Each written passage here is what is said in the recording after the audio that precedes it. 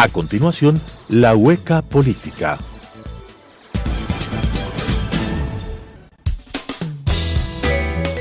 Clasificación B, bajo supervisión de un adulto.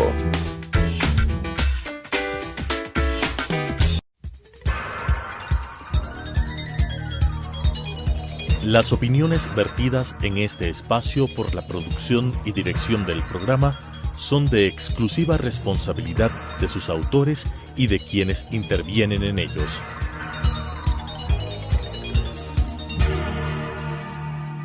Telesucesos Canal 29 UHF presenta La Hueca Política, programa en el cual se trata con diferentes personajes de la política nacional, con la conducción de Eduardo del Pozo. La Hueca Política. Mis queridos amigos, gracias por acompañarnos semana a semana en La Hueca Política. Este es un espacio siempre para conversar de temas coyunturales, de temas importantes y más que nada temas relacionados a la capital de la República de los Ecuatorianos, a la Carita de Dios, esta ciudad tan alegre, tan linda, tan hermosa, que la construimos día a día, pero que hace muchísima falta todavía un enfoque de ciudad en muchos temas.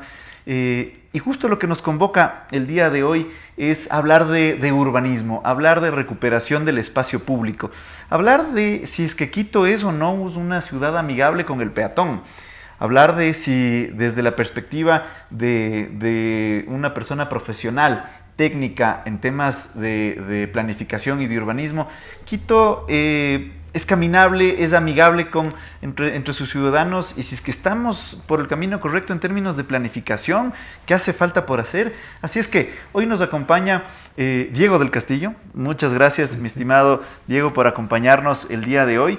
Gracias por estar aquí presente. Diego es arquitecto y queríamos arrancar por ahí. Cuéntanos un poquito, Diego, ¿cuál ha sido tu experiencia como constructor en la ciudad? ¿Cómo has visto la planificación desde esa perspectiva, tú desde el sector privado como un urbanista, ¿no? ¿Cómo le ves a la Carita de Dios? Bienvenido. Gracias, Eduardo, y gracias por la invitación. Bueno, yo tengo más de 40 años en la profesión, siempre ejerciendo las actividades privadas. Sin embargo, de ello tuve un apostolado con el sector privado. Fui presidente de la Federación de Cámaras, de la Cámara de la Construcción de Quito, del Consejo de Cámaras y Asociaciones de la Producción. O sea, en mi visión no solamente está trabajar para uno, sino trabajar para la ciudad, para todos, para lo que significa desarrollo. Es por eso que mi visión va dirigida de lo privado a lo público. Por supuesto, siempre digo, soy un gran defensor de lo privado, pero como gran defensor de lo privado, también soy crítico de ese sector privado que trata de aprovecharse de lo público para beneficio personal. La obligación del privado no es aprovecharse de lo público, no, participar en lo público, dar en lo público y, por supuesto, tener rendimientos lícitos, utilidades lícitas. Y la función principal de la empresa privada es generar producción y fundamentalmente generar empleo. Y lo que tú me estás planteando está dentro de todo ese marco que es mi visión de cómo hacer mi profesión. Muy bien, gracias mi estimado Diego. Sin duda alguna, la ciudad se construye no solo desde lo público, sino también de lo privado. Pero hay sin duda ha faltado mucho de planificación en la ciudad de Quito.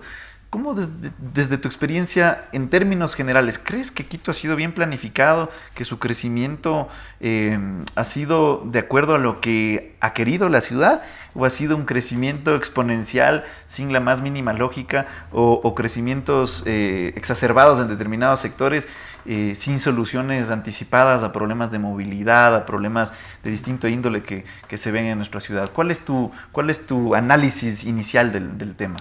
Bueno, para hablar de Quito tenemos que hablar del Quito céntrico, del Quito que conocemos, que está situado entre montañas, y tenemos que hablar del distrito de Quito, que significa todo lo que es afuera de esta área que está en la cordillera de los Andes.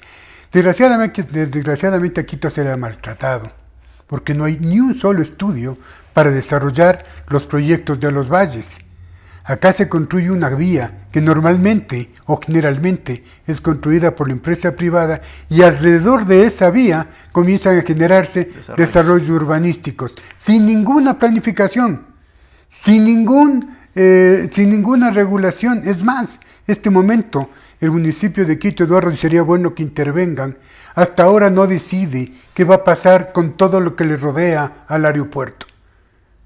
Si no hay una regulación, es tierra de nadie, donde va a primar los sobornos, los cohechos o fundamentalmente los arreglos. Y eso lo único que trae es caos ciudadano, caos urbanístico y fundamentalmente hacer de esta ciudad una selva. Afortunadamente, en el sector céntrico que estamos hablando, ya no hay donde más construir. Porque si fuera de construir, habría los mismos problemas que tenemos en el valle, especialmente el de Tumbaco. Y para ponerte un ejemplo, la normativa en el valle de Tumbaco no permitía más de 2 o 3 pisos hasta hace algún tiempo atrás. Ahora encuentras departamentos o edificios de 5 y 6 pisos. ¿Cómo se puede permitir un desarrollo de esa manera? ¿Quiénes son los que aprueban o regulan esas construcciones? La ley es para todos. Así es. Yo soy constructor y no me atrevería a construir más de lo que me da la norma. Por más que me digan que hay la venta de piso, que puedo comprar a altura, porque eso lo único que está creando es caos en el desarrollo urbanístico de los diferentes sectores. No se diga con el sector del Valle de los Chillos. Y lo más grave, Eduardo, que acabas de decirlo tú, ¿qué pasa con la movilidad? Si tienes 2 valles grandes donde pueden desarrollarse grandes proyectos habitacionales, grandes proyectos políticos, administrativos, grandes proyectos educacionales o grandes proyectos hospitalarios, pero si tienes 2 valles, hay que buscar la movilidad. Aquí en la ciudad, en nuestro distrito, se ha construido la vía La Intervalles, que es un chaquiñán, Eduardo. Y tú bien citas, mi estimado Diego. Hace algunos años Quito se lo catalogaba como una especie de chorizo, lo decían muy en broma, ¿no? Entre norte y sur de la ciudad. Pero ahora pensar que Quito solo es del norte al sur ya es falso. Ahora Quito tiene el valle de Calderón, claro, tiene el valle de Tumbaco, Cumbayá y el valle de los Chillos, ¿no? Y Pomasqui, San Antonio. San Antonio Calacalí. También. Ellos también han tenido Claro. un crecimiento importante. Entonces, estos crecimientos se han dado sin una organización adecuada y por lo tanto no está pensado cómo la gente se moviliza desde esos hogares que se están construyendo hacia sus trabajos que son en el hipercentro. Entonces, cuando se pensó el Metro de Quito, por ejemplo, obra muy importante que todavía no está acabada, que si es que las cosas continúan, esperemos que bien, estará entregándose en segundo semestre del 2019. Un poquito más de decir. Seguramente tendrá algunas extensiones de plazo. Pero más allá de aquello, ya hay que ir pensando en soluciones de movilidad y en soluciones y planificando la expansión en estos territorios. Y ese es un gran reto del próximo alcalde. ¿Cómo lo ves tú? Exactamente como lo dices, pero hay que planificar. Pero para planificar, miremos hacia atrás. No cometamos los mismos errores. El tema de los valles, que son importantes para la ciudad, por la cantidad de gente que nos hemos ido a vivir allá. Porque no es una persona, estamos hablando de cerca de 1 millón de habitantes que debe estar en los valles viviendo. Es un poco menos de la mitad de lo que vive en el sector céntrico y en otras partes como Marianitas, Calderón, Carapungo, la mitad del mundo. Cuando se comenzó a hacer los estudios, y alguna vez conversamos contigo, en 1979 se pensó en Quito con movilidad, cómo se mueven los vehículos, cómo se mueven las personas, creando, generando, construyendo vías, no solamente diseñando. En Quito se diseñaron 120 kilómetros de autopistas y no se ha construido nada excepto los 22 kilómetros o 18 kilómetros que tiene la Ruta Viva, que para desgracia de los quiteños tuvo que ser modificada porque había un diseño original respetado por los propietarios colindantes con la vía. Yo no sé, algún rato habrá que ustedes averiguar cuánto le costó a la ciudad esos planos modificatorios. porque cada vez que hay un plan modificatorio se Hay paga estudios. expropiaciones.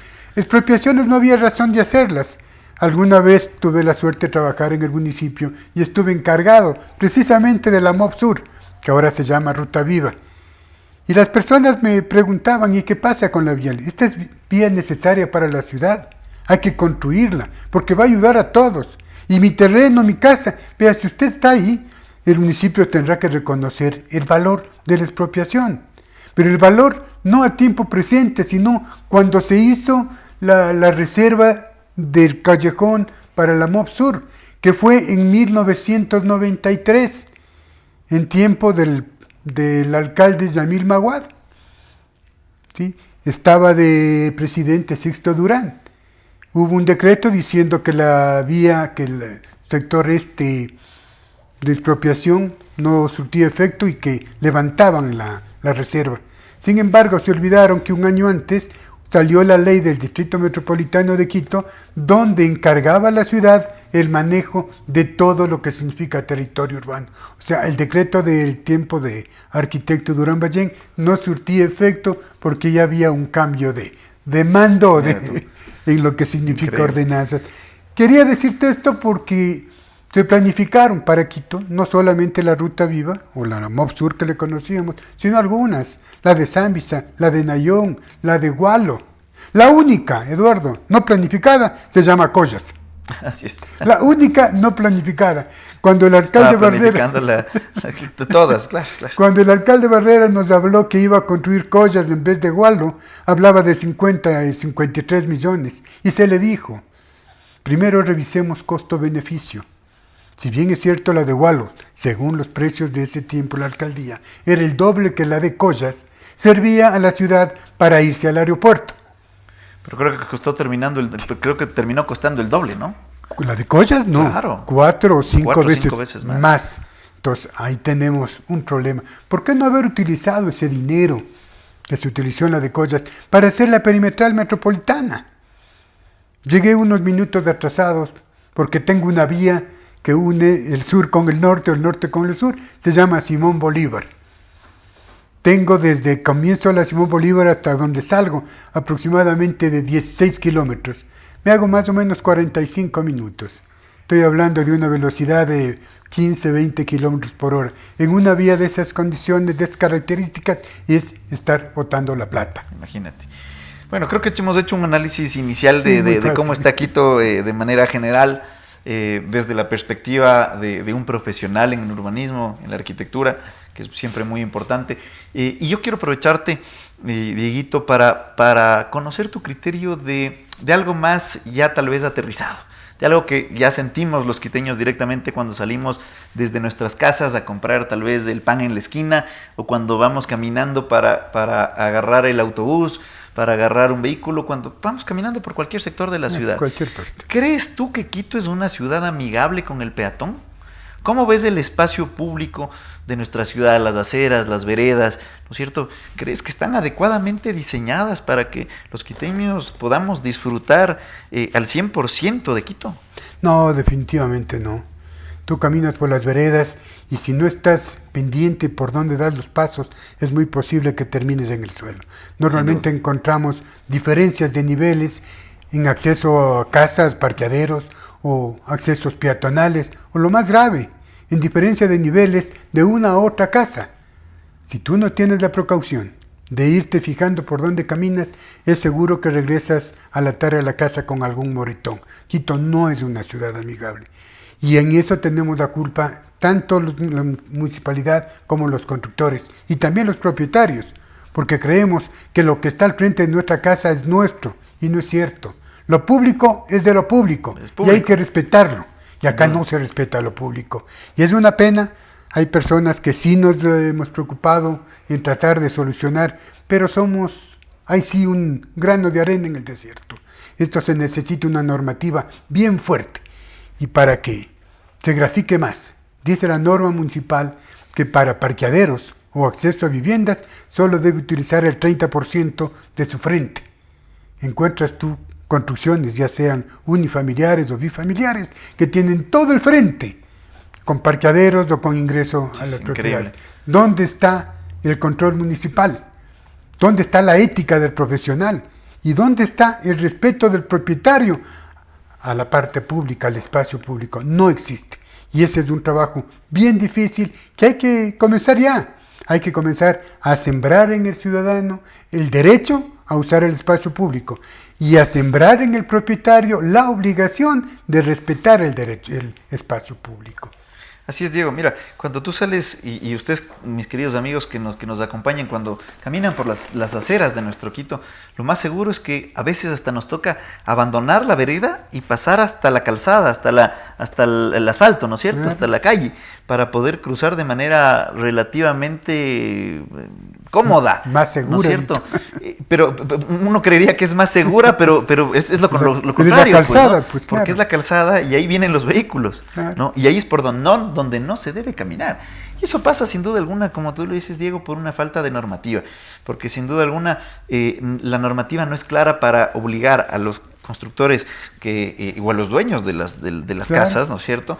Que son los encargados de sus respectivas aceras, salvo las aceras de los bulevares, las vías principales, que ya se hace cargo directamente el municipio, de evidentemente construirlas de manera caminable, ¿no? Que no tengan estos obstáculos en la vía, ¿no? Que tú no te encuentres de repente con algunas gradas, con unos desniveles que realmente son imposibles de circular, o cuando aquello suceda, pero que sea tal vez de manera caminable. Y no sé si es que alguna vez te ha pasado, y seguramente a ustedes que nos acompañan, cuando están con algún coche, ¿no es cierto?, de bebé o llevando una silla de ruedas, ¿no es cierto?, lo imposible y lo complicado que es movilizarse en Quito. No es una ciudad amigable con el peatón. Y cuando llegas a la esquina, mi estimado Diego, tú te encuentras con una grada, ¿no? Sí, y te toca hacer un grave esfuerzo para bajar la silla de ruedas a la acera, ¿no es cierto?, a la calzada, y cruzar, pero asustado porque no sabes, primero no hay una señalización, no hay un paso cebra, ¿no es cierto?, y no sabes si es que viene, de a qué velocidad viene un carro, y eso te puede estar golpeando, te puede estar afectando a tu salud, es una preocupación latente, ¿no es cierto? Entonces, lo que se debe promover, lo que estamos presentando al Consejo Metropolitano, yo como concejal de la ciudad, es justamente una normativa que pretenda esto, ¿no? Que pretenda justamente construir un Quito caminable, con aceras planas que no tengan obstáculos en las aceras, ¿no es cierto? Que cuando tú llegues a la esquina te encuentres con una rampa, ¿no es cierto?, a pie de calzada, ¿no es cierto?, a pie de la calle, con una señalización podotáctil para que una persona no vidente pueda tranquilamente sentir que ya ha llegado a la esquina y que tiene que cruzar, ¿cierto? Y lo pueda hacer de manera segura, a través de pasos cebras que deberían estar en todos los sectores de la ciudad, no solo en las vías principales, que es lo que sucede por hoy, ¿no es cierto? Y que cuando crucemos lo hagamos de manera segura. Y el vehículo, la persona que está conduciendo el vehículo, entienda también que tiene que respetar aquel paso cebra y no acelerar, por el contrario, que es lo que sucede el día de hoy, y permitir a los ciudadanos disfrutar un poco más de la ciudad. En ese proyecto normativo estamos y queremos aprovechar para comprometerte, Diego, a ti como arquitecto también, a que nos ayudes en la construcción de esta ordenanza desde la perspectiva privada, ¿no es cierto?, desde una arista, desde el Colegio de Arquitectos, desde los gremios de los que tú representas, ¿no es cierto?, para tener y aportar en la construcción de esta normativa. Sin duda alguna, hace falta que nos juntemos todos en una cosmovisión distinta de lo que es el espacio público. Ya sentimos que no es una ciudad caminable y amigable, inclusiva, ¿no es cierto? Y eso hace falta muchísimo por hacer. ¿Qué un poco de lo que te he contado, qué le hace falta, ¿no es cierto?, al espacio público para que sea mucho más seguro, inclusivo, amigable, sostenible? Has descrito tú todo lo que le falta. Creo que repetir sería inovicioso, pero lo que hay que hacer es unir el esfuerzo. Municipio, autoridades, cámaras, colegios, profesionales, todos hacemos la ciudad. Ustedes con sus regulaciones, nosotros con nuestras recomendaciones y también a veces con nuestra experiencia. Yo te ofrezco conversar con mis colegas para que te vayan a visitar y comenzar a trabajar. Y hay que poner un modelo, que el modelo debería ser el centro histórico.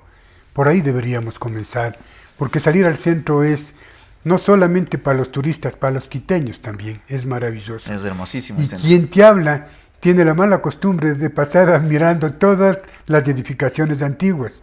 Y cuando tú miras para arriba te olvidas de mirar para abajo. Y no en menos de una ocasión he tenido algún tropiezo por... Moretones en las canillas por Afortunadamente, olvidarte. como camino despacio y estoy viendo los edificios, no ha llegado a ese extremo, pero yo creo que mucha gente sí ha tenido ese problema. El municipio comenzó una buena obra y hay que resaltar, la de la García Moreno, claro. Tenemos la Espejo, tenemos la Chile, pero deberíamos seguir. Y en esa peatonización que estamos hablando, deberíamos ver lo que estamos diciendo. Hagamos una ciudad amigable. Por favor, ni un desnivel para que la gente pueda, Caminar. como yo, caminar, ver cómo es imaginarme. De ese hermosísimo Claro, centro imaginarme histórico del que Quito de tenemos. hace 300, 400 años, ¿no es cierto? Así Soñar con mi ciudad. Pero para soñar despierto no quiero ir mirando al suelo, quiero mirar arriba, ¿no? Y pongo un elemento adicional. ¿Por qué no soñar en que las principales vías de nuestra capital, las aceras principales, ¿no es cierto?, estén repletas de arupos, que en este momento estamos ya en el momento de florecimiento, con esas luces, con esas flores rosadas que nos alegran. Blancas también. ¿No es cierto? Blancas también, porque hay arupos blancos también. O los cholanes que tienen las flores amarillas, que son también lindísimos. ¿Por qué no soñar en el sur de Quito repleto de estos árboles coloridos que lamentablemente está bastante lleno de cemento y con muy pocos árboles, y hay que hacer un trabajo fuertísimo ahí para promover esto que estamos conversando? ¿Por qué no soñar en eso, no? En tratar de también pensar en el urbanismo desde la construcción del espacio público. Claro. Ahí tienes un tema que es grave para el país. Tú sabes que más del 70% en estos momentos somos ciudadanos urbanos. Ese es el problema del Ecuador. Tenemos solamente el 30% de la población dedicada al agro o viviendo en el sector agrícola, cuando la solución sería menos urbanos y más producción agrícola, que ese es un tema que el municipio también tiene que preocuparse, porque la poca tierra que le sobra no debe ser solamente cultivada para construir cemento, construir edificaciones, porque quien te habla no ha visto nunca un choclo en el pavimento. Así es, hace falta dotar de mejor calidad de vida en el sector rural para evitar la migración hacia las grandes urbes. Esa es una de las soluciones. Estimado Diego, se nos acabó el tiempo, muy corto nos quedó el espacio sin duda alguna para poder conversar de todos los temas que quisiéramos haber abordado en este programa, pero te agradezco muchísimo por tu participación, por acompañarnos con tus conocimientos, con tu experiencia, comprometerte a que participes en la construcción de esta normativa también. Y bueno, muchas gracias mis queridos amigos por acompañarnos semana a semana en La Hueca Política, como siempre abordando temas importantes de nuestra capital, tema de cómo pensar, de cómo tener una visión de Quito a futuro, una ciudad mucho más amigable, más inclusiva, más sostenible, mucho más productiva también. Y más productiva también, mi estimado Diego. Gracias nuevamente a ti y a todas las personas que nos han acompañado en La Hueca Política y nos vemos la próxima semana. Las opiniones vertidas en este espacio por la producción y dirección del programa son de exclusiva responsabilidad de sus autores y de quienes intervienen en ellos.